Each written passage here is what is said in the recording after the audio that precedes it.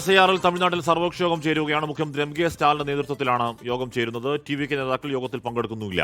മുഹമ്മദ് റഹീസ് ചെന്നൈയിൽ ചേരുന്നു. Rahees, election commission ഉപയോഗിച്ചുകൊണ്ട് BJP തമിഴ്നാടിന്റെ അധികാരം പിടിച്ചെടുക്കാൻ ശ്രമിക്കുന്നു എന്ന ഗുരുതര ആരോപണമാണ് കഴിഞ്ഞ ദിവസം DMK യോഗത്തിൽ സ്റ്റാലിൻ ഉന്നയിച്ചത്. അപ്പോൾ സ്റ്റാലിൻ അക്കാര്യത്തിൽ അഡമന്റായി നിൽക്കുകയാണ്. എന്താണ് സർവകക്ഷി യോഗത്തിന്റെ റിസൾട്ടായി നമ്മൾ പ്രതീക്ഷിക്കേണ്ടത് റഹീസ്? ഹാഷ്മി, നിലവിൽ നിയമസഭയിൽ ഒരു പ്രമേയം പാസാക്കുക എന്നതിലേക്ക് കാര്യങ്ങൾ കടക്കും എന്നാണ് നമ്മൾ ഈ ഘട്ടത്തിൽ മനസ്സിലാക്കുന്നത്. കാരണം കഴിഞ്ഞ കുറേ ദിവസങ്ങളായി സ്റ്റാലിൻ SIR ആണ് പ്രധാനമായിട്ടും തമിഴ്നാട്ടിൽ പ്രചാരണ വിഷയമാക്കുന്നത്. ഏറ്റവും കൂടുതൽ സ്റ്റാലിന്റെ പോസ്റ്റുകളും അദ്ദേഹത്തിന്റെ പരിപാടികളും ഒക്കെ SIR-മായി ബന്ധപ്പെട്ടാണ്. അപ്പോൾ അതിനിടയിലാണ് ഇന്നൊരു സർവകക്ഷി യോഗം വിളിച്ചിരുന്നത്. ആ സർവകക്ഷി യോഗത്തിൽ അദ്ദേഹം 60 പാർട്ടികളെ ക്ഷണിച്ചു.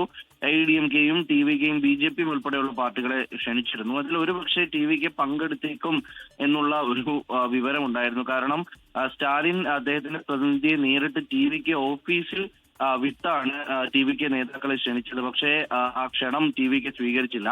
അതിന് പിന്നാലെ വിജയ് ഒരു പ്രസ്താവന ഇറക്കുകയും ചെയ്തു. അതായത് താൻ SIR-നെതിരാണ്, പക്ഷേ DMK-യുമായി ചേർന്നുകൊണ്ട് ഒരു പ്രതിഷേധത്തിന് ഏതെങ്കിലും തരത്തിലുള്ള ഒരു കാര്യത്തിന് താൻ തയ്യാറല്ല എന്ന് വിജയ് പറയുന്നു. അതിന് ഏറ്റവും പ്രധാനം കേരളം പോലുള്ള കേരളം ഇത്തരത്തിൽ SIR-നെതിരെ നിയമസഭയിൽ പ്രമേയം പാസാക്കി. പക്ഷേ സ്റ്റാലിൻ നിയമസഭയിൽ ഇക്കാര്യത്തിൽ ഒരു പ്രമേയം പാസാക്കിയിട്ടില്ല. TVK-യാണ് ആദ്യം മുതൽ SIR-നെതിരെ സംസാരിക്കുന്നത്. അന്നൊക്കെയും DMK ഇക്കാര്യത്തിൽ ഓപ്പണായി ഒന്നും പറഞ്ഞിരുന്നില്ല എന്നതടക്കമുള്ള ഒരു വിശദീകരണ കുറിപ്പ് വിജയ് പുറത്തിറക്കിയിട്ടുണ്ട്. എന്തായാലും അല്പസമയത്തിന് ശേഷം യോഗത്തിന്റെ തീരുമാനങ്ങൾ പുറത്തുവരും. തമിഴ്നാട് പൊതുവിൽ SIR-നെതിരെ തന്നെയാണ്. അതിൽ AIADMK-ക്കും SIR-നെ സംബന്ധിച്ച് ചില ഭയങ്ങളൊക്കെ ഉണ്ട്.